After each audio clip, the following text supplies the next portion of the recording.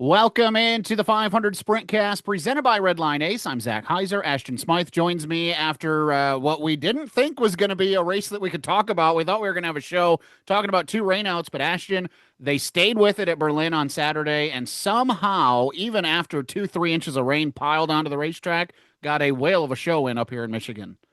Yeah, an incredible race at Berlin. I remember it being like 9 o'clock, and I'm sitting there watching the stream, and it's like, okay, we're still under a rain delay. This is crazy. And then it was next thing you know, we're getting cars on track. And that's the awesome thing about Berlin Raceway is the promotion team there, and obviously the whole promotion team with the 500 Sprint Car Tour. If they say that we're going to do it, we're going to do it. And that's exactly what they did. And like you said, it ended up being an absolutely amazing race for both the Kenyon Midget Series and the 500 Sprint Car Tour. Well, let's start with the Kenyon Midget Series. We will talk with the winner, Ayrton Hawk, coming up here or excuse me, Ayrton Houk, coming up here in just a few moments. Lot of storylines, surprisingly enough, came out of that Berlin race for the Kenyon Midgets. Yeah, for sure. Like you said, Ayrton ended up winning it. First start of the 2025 season for him. At last minute, got a phone call and said, "Hey, I have a weekend off. Let's go racing in the Kenny Midget Series." A familiar face with the Kenny Midget Series, ran 2 full seasons, has been cherry picking since then with the Kenny Midget Series off running some formula stuff. But he ended up pulling it into victory lane. But we were just chatting before we started recording, and this is a storyline that I feel like we can't ignore. Kyle Sheard, what an up and down season that he's had. And when we talked to his car owner, Jeff, a little bit earlier on in a few weeks ago on the show, Kyle is an incredible talent, that is for sure. But luck has not necessarily been on his side this year. And that really proved so at Berlin. Went out during qualifying, qualified on the pole, last lap of qualifying, blew his motor. Next thing you know, car owner Jeff Hill was there running as well. They had a conversation, said, "Hey, Kyle, you're running for points. I want you to hop into my car." Goes out for the heat race, started last in his heat race, ended up racing up to fourth in a setup that he said in an Instagram post was not at all to his liking, not at all fit his driving style. Ended up a fourth place finish in the heat, turns around, goes into the feature, starts seventh, and then makes his way up to a third place run and a podium finish at Berlin. And Berlin's not an easy racetrack either. So for Kyle to be able to do that is absolutely huge. A great day for them. And the points battle as well is still hot, still close. Dameron Taylor still top of the leaderboard right now. A 21 gap between him and second place of Isaac Johnson, third Evan Hammond, and now Kyle Sheard moved up to fourth. Yeah, and So kind of I would say probably not a great day for Dameron Taylor based on what he's used to running. I mean, still a top 10 finish, but not a top five, not a podium, mhm. and allows, again, Isaac Johnson, Evan Hammond. Do you want to do your weekly Evan Hammond promo? I know it's like when are we gonna see Evan Hammond in victory lane? And that rings true again. Like man, it's going to be long overdue, and I can't wait for the day that we get Evan on the podcast after his first win. And I hope he's listening each and every single week and hears me say this because it's been 2 years now that I'm like, all right, Evan, when's it going to happen? That's right. And then, we've been talking about this for a couple of weeks, the Kalamazoo Owasso double, which brings in a lot of question marks, with Owasso Speedway specifically, but also a doubleheader weekend where, Ashton, you got to take care of your stuff on Friday at Kalamazoo and be ready to race again on Saturday. Yeah, for sure. And it's one of those things that's going to be in the back of everyone's mind as well. Two very different racetracks, having to flip that setup, having to have a salvageable race car after Kalamazoo. We're going to see a lot of guys who are more reserved. Both classes running as well at Kalamazoo and then going into Owasso. Curveball for everyone. We've talked about it week in, week out. But a nice little segue here. Still in the state of Michigan for both of these tracks within the next little swing here, the doubleheader weekend that we see. Tyler Roahrig does it again. Once again in the state of Michigan, still remains undefeated in the state of Michigan, but it was not easy for him at all. I feel like every single time he has a redraw, he's going to find the highest number, and that's exactly what he did. Qualified fastest, pulled the redraw, pulled the 8, and then going forward into the redraw, pulled the 6. So a little bit farther back than what we're used to seeing Tyler Roahrig start, but man, Zach, was it a incredible race. Yeah, anytime that you got to track down the Cody Swanson and Kyle O'Gara, double, and I think the surprise was that it took Tyler a little bit of time, right? I mean, yeah, you're starting on the outside of row three, but if anybody knows how to get around that place, it is Tyler. And at the start of this Auto Value Michigan swing, you kind of wondered, is somebody gonna knock Tyler off of this podium or off of this, off of this pedestal, if you will, of winning at Berlin? And quite frankly, Ashton, it did almost happen. Yeah, for sure. I think Cody Swanson in that 33 team has had a whole entire different mindset after getting that first win at Winchester. Obviously, we've seen Cody in victory lane before with the 500 Sprint Car Tour, has that 2 championships under him, but that was his first time in the Nick Bohannon 33 in victory lane. And I feel like it was an entirely different Cody Swanson we saw at Berlin. And I think that trend will continue. They have that first win now. They know they're capable of doing it. Now they're going into these stretches where, same thing, Tyler Roahrig's going to be the one to beat. But Cody Swanson, man, put up a show. And, I talked about Tyler Roahrig, the one to beat. Another really impressive thing to me, like you said, he kind of sat back for a little bit.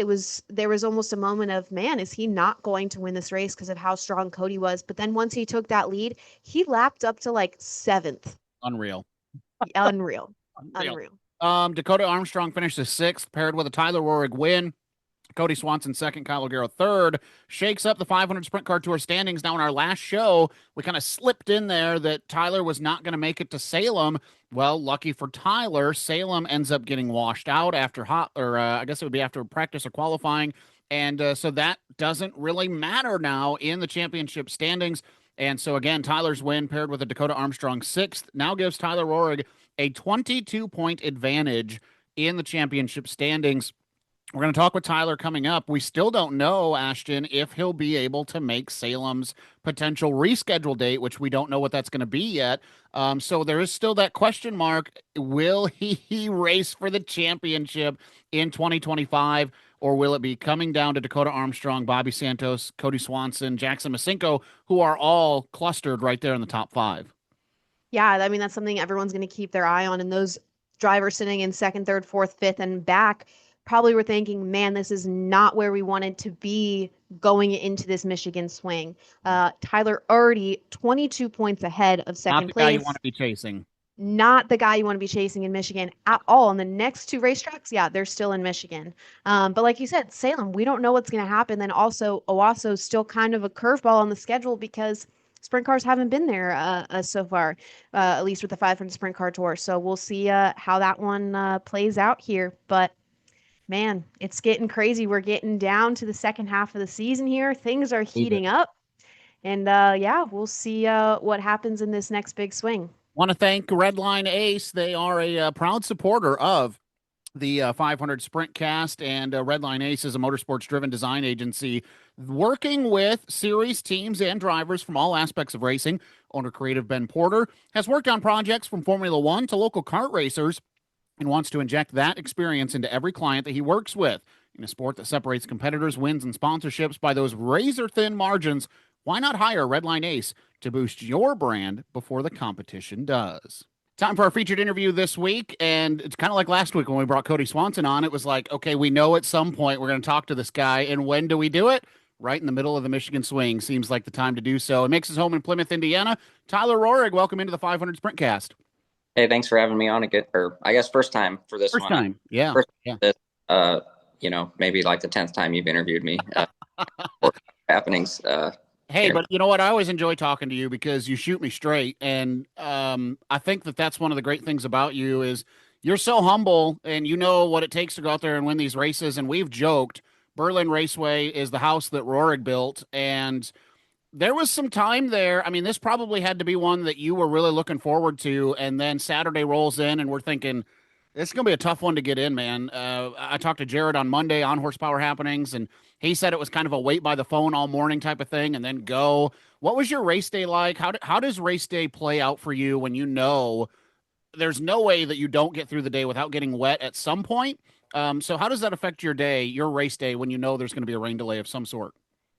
Yeah, we left a little later intentionally for that reason. But I've been to Berlin enough times where if the management says they're going to try and get it in, there's a pretty good chance that it's going to happen. So I'm thankful for Berlin and the 500 tour for getting the race in. A lot of other series and tracks would have for sure pulled the plug probably way earlier. And then you're dealing with rescheduling conflicts and whatnot. So glad we got the race in. The hardest part, when it's raining is just trying to still stay focused. Not get lazy mentally, I guess, thinking that, the day's over and you're going home. I've probably learned that the hard way. And, I think the key is just staying focused. I think that race fans, myself as somebody who's an announcer and race management, Ashton, I'm sure you can speak to this too. If you think there's a chance that event is going to get canceled, you kind of start to deviate a little bit. Like you kind of start, what's the backup plan? Where's the bar? Where's the movie? Where's the friend's house that we're gonna, do you kind of have to fight that same thing, Tyler, when you talk about trying to stay focused about staying in race mode and not letting yourself, like, what is that for you to not relax? For me, it's to stay energized, to be able to announce. For Ashton, it's probably to keep those notes fresh in her mind about pit reporting. What is it for you, Tyler, that you have to physically, mentally tell yourself, we got to stay on this? Yeah, I don't really know. I've kind of just found myself just checking things on the car and making sure the engine heater was working and plugged in, and just trying to just stay busy as if we were for sure racing. Just but that's tough to do. Especially for a younger guy. I think it was for me anyway. Just like I said, trying just to stay sharp mentally and ready. Because it's the other side of that too is typically when you're in that scenario and then the show does start, it's going to be pretty quick paced, and you got to have your ducks in a row and be prepared for whatever's going to happen. The schedule is going to be a lot shorter and a lot quicker, so you got to be ready for that. Moving into, what was last weekend at Berlin, obviously rolling in to Berlin, you obviously have confidence on your side, just knowing this racetrack so well. You go out, qualify very well, then the redraw happens. Probably start a little bit farther back than what you wanted. Tell me your thoughts when that six came into play. Yeah, I'm not the greatest at drawing, evidently. I drew the highest number for eligible redraw cars, and then I drew the six. So I wasn't, I knew my car was pretty decent, so I wasn't super worried about it. I mean, it's always nicer to start up front. But it just, it is what it is. It's a unique way to line the cars up, and it doesn't let a guy, try and qualify slower to hit that invert. That's I think the idea behind that format. So, sometimes you get a good draw and sometimes you don't. I haven't had a good one lately myself, so hopefully I'm due for a good one coming up. Yeah, and then moving forward into the race, obviously start a little bit farther back. I wanted to talk about that battle between you and Swanson for a while because it seemed like there for a while it was like, man, Tyler might not win this race. What was that like battling Cody and then obviously, making that pass? Yeah, I mean it was a good race as always. Cody, I think he started third, and he got up there pretty quickly it seemed. And Kyle O'Gara was really fast at the beginning of the race too. I thought for a minute there he was going to get around Cody.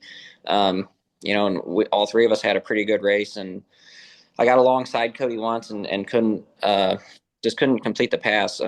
He was really good. He definitely gained a lot at that track, which I am not surprised. Um, then we had another good side by side battle. He was on the inside and I was on the outside, and we were fortunate enough to get around him. And I was kind of surprised that my signal guy in the infield was not giving me a big gap. The after a few laps, and so I really had to run a lot harder than I'm used to running. And lap traffic made it pretty difficult, and he definitely kept me honest until the checkered flag for sure. I've talked to race car drivers who have dominated, and what I mean by that is either they are very good at one racetrack or they've strung together some championships or a winning streak, and they say to me, "This is great, but I know they're coming." And you're racing against world-class race car drivers, talking about Cody Swanson, Kyle O'Gara, Bobby Santos.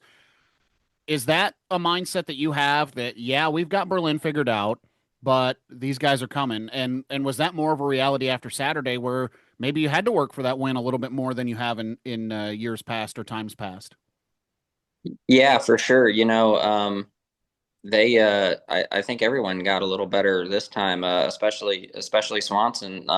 So I need to step up my game there because they're only going to continue to get better and build off what they got. Whereas I've pretty much ran the same thing for 3 or 4 years there and haven't really adjusted very much. So I think I need to get to work and just put some thought into what I'm going to do next time there and try to get better.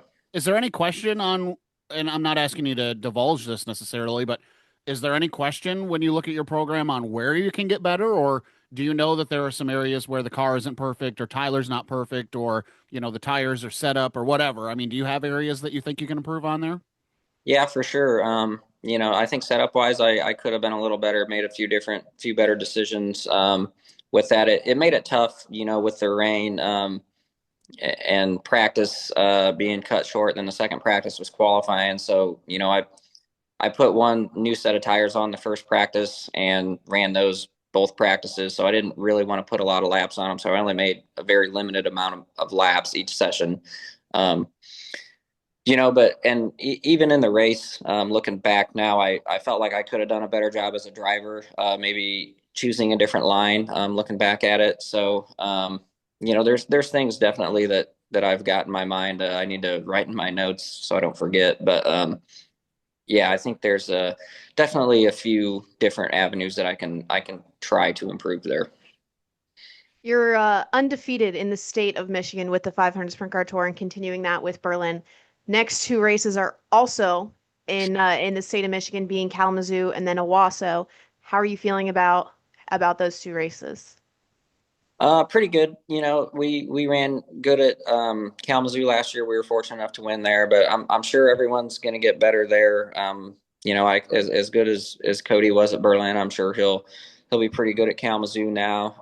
And Owasso is completely different from either of those racetracks. So I think that's a little bit of a wild card for most people. I've got a few laps there in a late model a year ago. I know that some of the guys with wing sprint cars have raced there a little bit. So, but yeah, it's going to be definitely a lot different than the other two tracks. So, but I'm feeling good about it. I love racing in Michigan. I'm looking forward to that weekend.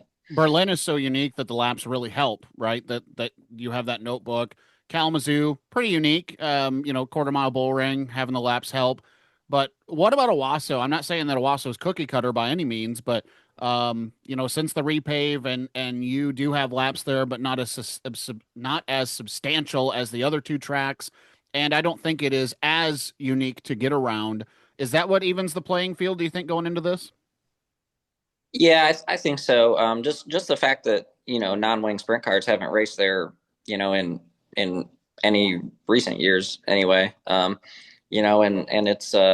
it's brand new pavement and really smooth, at least from what I remember last year. So that's something that's totally different from anywhere we race at. I mean, having new pavement is big, and the shape of the track is kind of a little paper clippy, I would say. It's not round, like Kalamazoo and Berlin are. So you'll actually go straight down the straightaways for a little bit, unlike most of the other tracks in Michigan.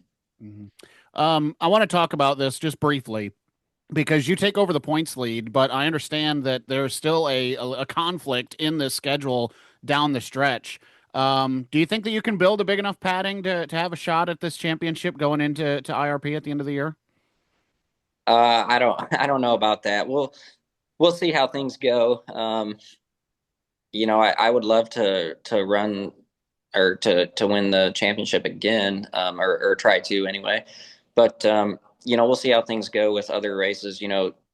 Uh, Things can change from week to week. With Sure. schedules. If I tear up my late model, maybe I'll skip some of those races. Or so you never know what could happen. But there's just because we got the lead now doesn't mean we'll have it. It's got Like to make it harder, right? Though, like, I mean, yes, you have a schedule conflict. Yes, we know that the engine package isn't as strong as you'd like it to be for this reschedule. But seeing Tyler Roahrig at the top by 26 points or whatever it is after Berlin, got to make it a little bit challenging, right? yeah, I don't know. I would I hate to have to make the decision, really. It's like Right. I've been in this situation before, just having to choose between different races. So I don't know. We'll see what's best for us.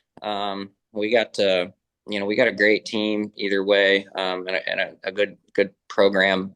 So we'll see how it goes. We'll see if Kyle O'Gara and Jackson Masinko and Cody Swanson, if they get a little pool of money together and say, "Hey, just go ahead and stay in Plymouth that weekend." Yeah, yeah. I don't think that's going to happen, but Yeah. there's some tracks coming up too that we definitely uh, need to improve at as well. So and those are tracks that honestly I expect Dakota Armstrong to do really well at, like Salem. So and Anderson, to be honest, he's been the car to beat there, and we got to improve there as well. So but like I said, it's just kind of up in the air. We're kind of just going week to week or a few weeks out on what we want to do right now. Ashton, anything to wrap us up? Yeah, I wanted to talk a little bit about besides sprint cars, obviously running late models, running wing sprint cars, running Silver Crown. What's it like jumping back between all of those? Yeah, it used to be really difficult, honestly, when I first started doing it. But now it's not as difficult as it used to be. It's I've got enough laps in each of those different disciplines that it's just kind of second nature, and it's comfortable on each of them, and there's not really any surprises, I guess, like there used to be. Going from the late model to the sprint car before always was really hard when I started doing it, and I felt like I would waste half of practice just trying to get myself adjusted and relearn that muscle memory. And what's been your most memorable win across all of those? Oh, definitely little 500 wins. Those are definitely the two top wins for me. Does one stand out more than the other? Well, that first one's always big, right? But the second one was really dramatic. So that one stands out quite a bit. I don't know, we like wrecked in the race basically and still somehow won, and the car was all bent up and beat up. But um, yeah, I don't know. Each of them are special in their own way, I suppose. I don't know if maybe Eric Gordon, if he has one that sticks out among, the nine he's won, but that'd be a good question to ask him. Is that a number that you chase at all? Having won multiple of them and stringing them together so closely and still being so young? Yeah, I don't, I'm not big on chasing the numbers, but we've been in contention to win a lot of them, but really in reality, I've only won two. So I hope that we're due to win a few more at least. I don't, like I said, I don't think you're going to see anyone win nine like Eric Gordon. But I mean, I guess it's possible. It's I don't know, it's a special race, and what makes it so special is that it's so frustrating at the same time. Like this year, we were leading the race and had an issue and dropped out, which is super frustrating. But a friend of mine told me that's what makes that race so special, and I thought, you're right actually. So, it's something we look forward to every year, and I'm already looking forward to next year. Tyler, we could chat a lot longer, but we can't. So congratulations on the win at Berlin. Good luck on the double header, which is a unique challenge in itself with the 500 Sprint Car Tour. So good luck with that, and we'll see what happens down the stretch. I appreciate Zach and Ashton. I got to thank CB Fabricating, of course. They're the main supporters of our sprint car program, along with Evan Jackson Racing Engines, Joe Hornick Enterprises, and Penske Racing Shocks. Time for our second part of this week's featured interviews, and now it's our pleasure to welcome in the most recent winner with the Kenyon Midget Series, Ayrton Houk. Welcome in to the 500 Sprintcast. Hey guys, thanks for having me. Really happy to be here. Man, I'm not even going to go around it. We're not going to talk race cars until we talk about your name, dude. Ayrton, right off the rip, I think everybody's going to go, like Senna? Yeah, like that, man. Talk about your name, and obviously you're young. Was it explained to you your namesake and why you were named the way you were? That's completely correct. Yeah, I'm named after Ayrton Senna. My father was a massive Formula One fan. The funny thing was I'm the second of two children. My sister came first and my mom got to name her, so my dad got to name me. That's where the racing name came from. But yeah, I've always been involved with racing ever since I was born. I remember watching Formula One on the weekends. back when they had the nice V10 engines in them, back the good Right. old days. But yeah, I've always been involved in racing. Go to the 500 every year. Kind of always knew racing was going to be in my blood since the beginning. From Central Indiana, open wheel racing makes a lot of sense for you, and you've got a pretty diverse background. You go to your profile on the thirdturn.com, and there's a lot of things going on here. As for the Kenyon Midget Series, some 2 years full time, 2020 and 2021, some spotty starts from 2022 through 2025. In between, we're talking about USF 2000, we're talking about National Formula Ford, we're talking about F1600, F2000. You've been doing a little bit of everything, man. Kind of talk about your journey, I guess, really since that full time season in 2020 and 2021. Things have really kind of sprouted off for you since then. Yeah, it all began honestly back with Brad Hayes Racing in 2020. That was kind of my first taste of open wheel Formula car racing. I'm not sure if a lot of people know this. He used to be a road course guy. He ran a Formula 1600 team. He had two Piper DL7 cars that he would run in Formula 1600 with the Formula Race Promotions FRP Championship. That's where I got my feet wet. That's where I cut my teeth with Brad back then. And then he bought a Kenyon Midget car. I was the first of his drivers to drive in his car, and we ended up winning the series that year in 2021, racing against some really good talent: Colin Grissom, Trey Osborne, Jack Masenko. Guys that have all moved up into sprint cars now. So it was a really tough year. Really excited for the guys to have won that championship back in 2021. And during that time, I was still following my road course goals. We moved from Formula 1600 with Brad to a different team, Rice Race Prep, and Team Pelfrey for both of those teams for 1 year, but 2 years of Formula 1600 racing. That's when I attracted the view of Jeremy Shaw, who runs the Team USA scholarship. He took myself and a driver named Jack Sullivan over to England and sponsored us to go race in some World Championship Formula 1600 races as part of the Formula 16, as part of the Team USA scholarship. So that was an amazing experience. That was the National Formula Ford we talked about there for a second. And during this time, I was trying to get my hands on a downforce car. So I got a little bit of experience in the F2000 category and Formula Race Promotions, the FRP Championship, before moving full time to USF 2000 in 2024 with DC Autosports, and then competing in my second year of USF 2000 with Benchmark Autosport this year. Just me and my dad running a car out of the back of our pickup truck with a 28-foot bumper tow trailer, competing against multi-million-dollar USF teams. It's been real fun. I want to go over this real quick, Ashton, and then I'll go to you. F16 Championship Series, 5-time winner, 20 top fives, 21 top tens in 21 starts from 2023 and 2024. Go overseas, as you were talking about, the BRSCC National Ford Formula. Just a couple of starts there, so nothing really to write home about. But then this Cooper Tires USF 2000, 28 starts, 14 of those are top tens and top five, one top five finish in those 2 years. Man, again, when you talk about your budget of team and coming from this Kenyon Midget Series, I think this is the fun tie is you're a talented driver who come out of this local Kenyon Midget Series and is now showing that talent, as you were kind of mentioning, small budget team up against these multi-million-dollar teams, really close to going to victory lane and consistently there in the top 10. Yeah, thank you, man. It's been a great journey. I've absolutely loved it. Yeah, we've had quite a few top tens. We got a top five in Indianapolis last year. We started on the front row at IRP last year, and we actually started on pole at IRP this year.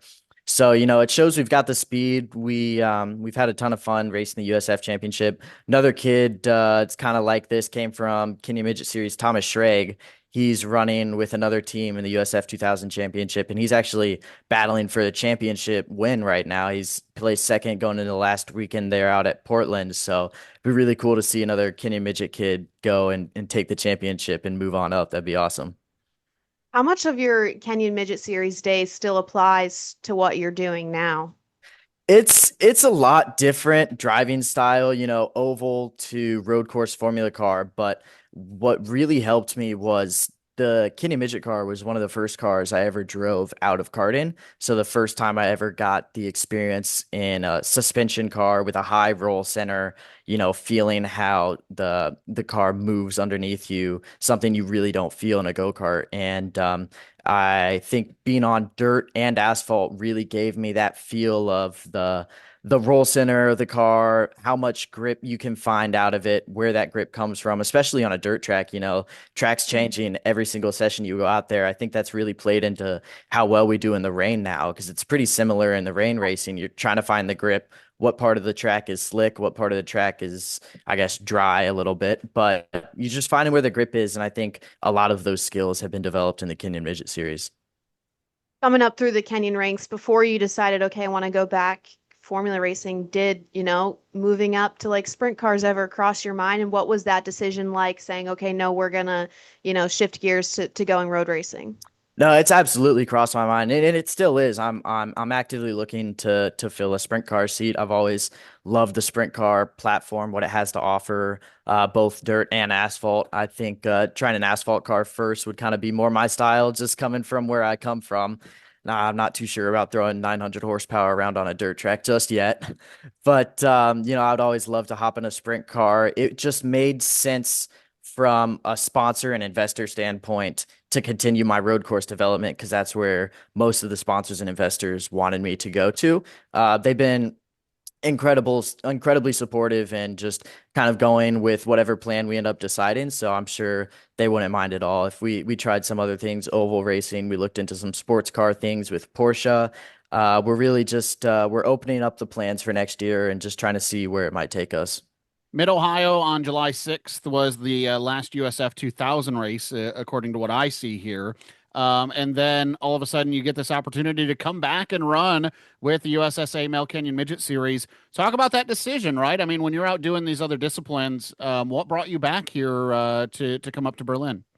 Yeah, so right now my father and I run, and Jason Rentschler, we all three run the JK Racing team. We run two Kenyon midget cars. One is piloted by BJ Shaw, the other piloted by Evan Patton.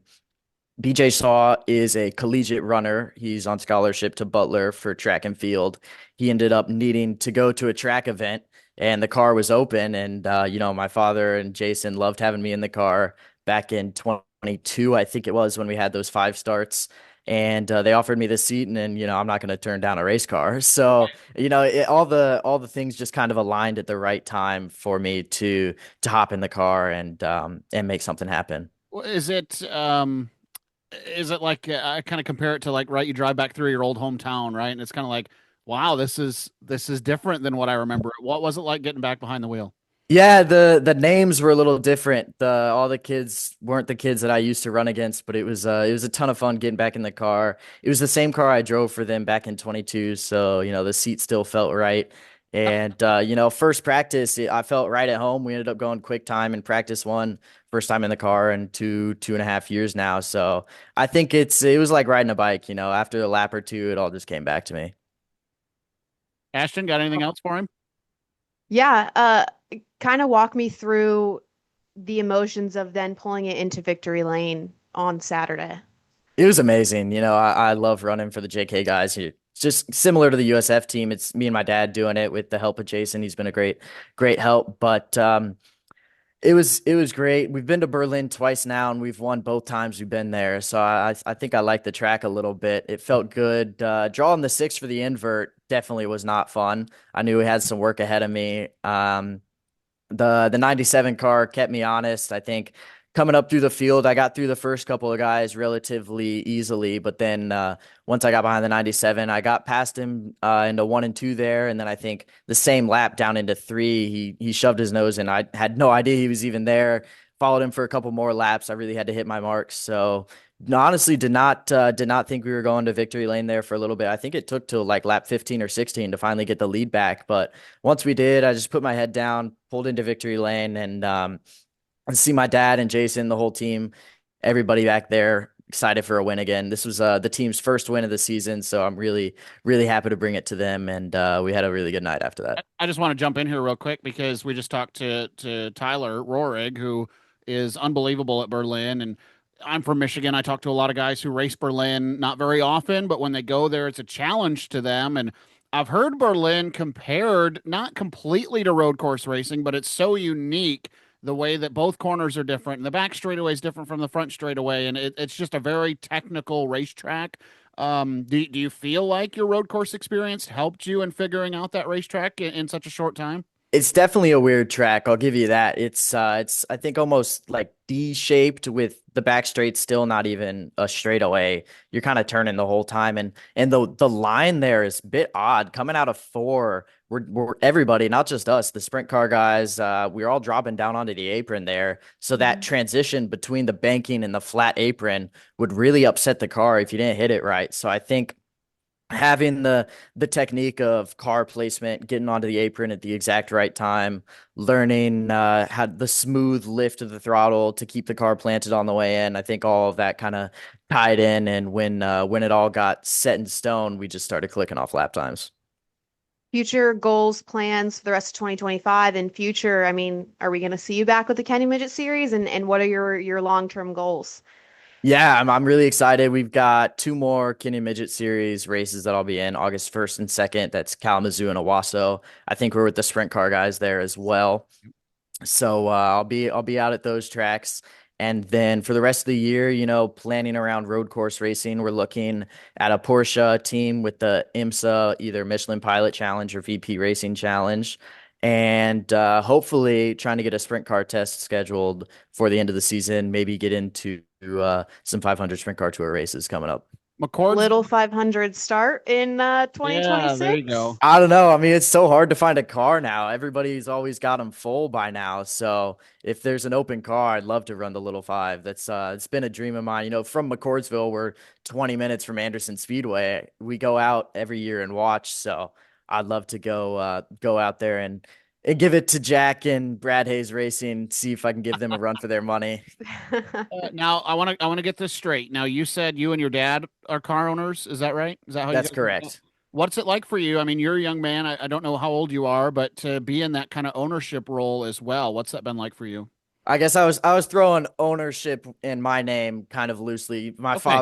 father's doing the finances. I just help Hey, him Do out do on you the. help with any decision Oh, making though? I mean, like yeah, what is that partnership like for you guys? it's been a ton of fun. I think we're learning how each other work in a business pretty well. He's putting a lot of work into these cars. When I get home from work at night, he usually gets home a little bit earlier than me, and he's out in the garage wrenching on these cars. We have a ton of fun. We'll scale them together. We'll set the ride heights for the races.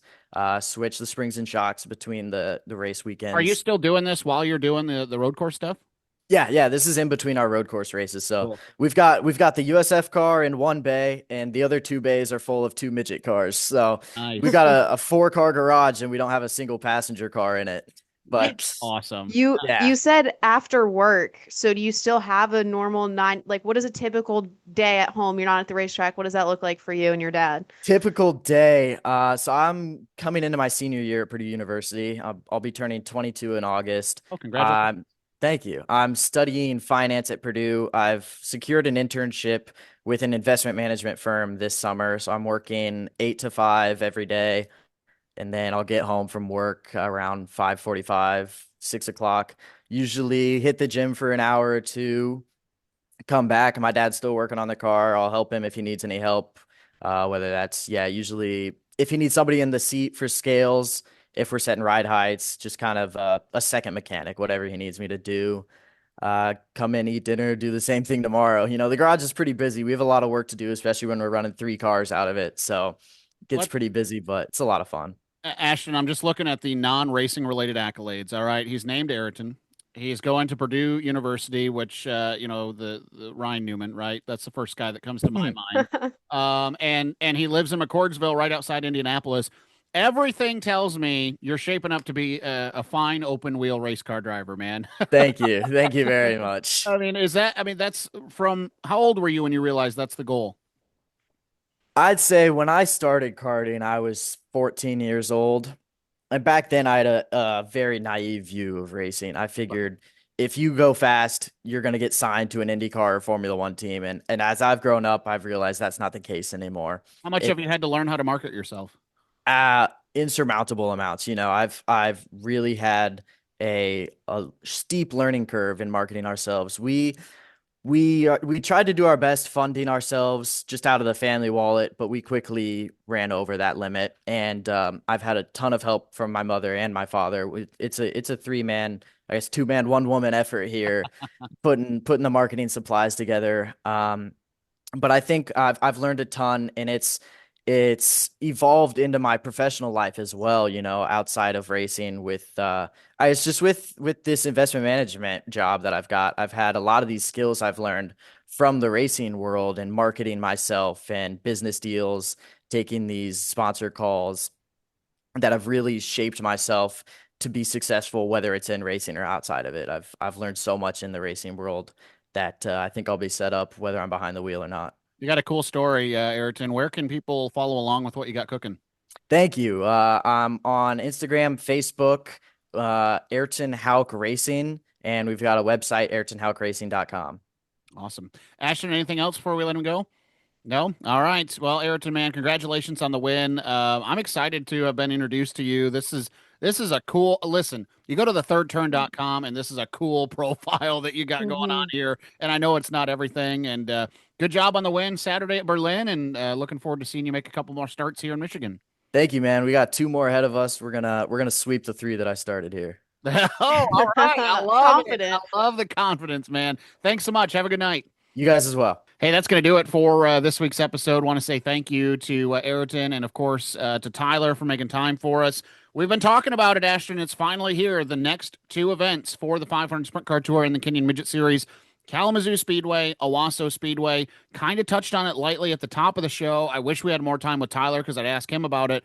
Doubleheader weekend for the first time this season. And I don't know for sure that it's the first time for the 500 Sprint Car Tour, but it's a very rare thing to see a double header, something that I know these teams have been looking forward to, but it's going to present some new challenges. Yeah, and we'll see a lot of guys come out of the woodworks too that don't typically run all the 500 Sprint Car Tour races, but it's 2 races. I mean, a lot of these guys, think, okay, with 2 chances to get a win, two paydays as well. So we'll see a lot of those guys, and obviously everyone chasing Tyler Roahrig still in the home state of Michigan. And Zach, we've been talking about it for weeks, and we'll finally see it come to life here. The curveball that is Owasso. That's going to be a great show. And again, if you can get tickets to Kalamazoo or Owasso Speedway, just like Berlin was, a couple of the premier racetracks in the state of Michigan, do that. Get in there and watch the Kenyon Midget Series and the 500 Sprint Car Tour with your own eyes. I'll give Rex Wheeler a little bit of love. You will not see a short track making the improvements that Owasso Speedway is this year. So get in there if you can and watch Owasso Speedway or catch it on Dirt Vision. Our next show with the 500 Sprintcast will be after the Michigan doubleheader, so we'll know how the Auto Value Michigan Swing wraps up on our next episode of the 500 Sprintcast. For Ashton Smyth, I'm Zach Heiser. Thank you so much for tuning in. We'll talk to you next time on the 500 Sprintcast.